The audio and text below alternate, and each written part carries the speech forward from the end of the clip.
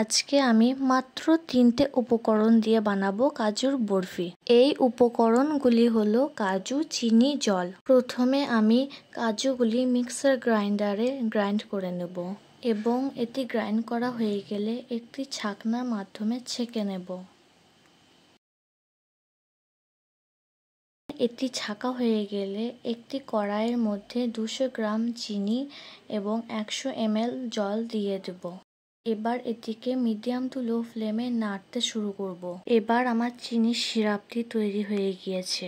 এবার এতে অল্প অল্প করে গ্রাইন্ড করে রাখা কাজুগুলি দিয়ে দেব। এখন গ্যাসটিকে মিডিয়াম টু লো ফ্লেমে রেখে আস্তে আস্তে নাড়তে থাকবো যতক্ষণ না এটি একটি ডোতে পরিণত হচ্ছে। এবার এটিকে একটু আঙ্গুলে তুলে নেব এবং গোল করার চেষ্টা করব। কাজুর বরফির ডোটা এখন তৈরি।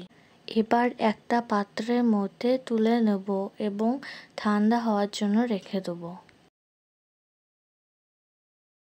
আমার কাজু বরফিটা সেট হয়ে এসছে। এবার এটিকে কাজু বরফির আকারে কেটে নেব।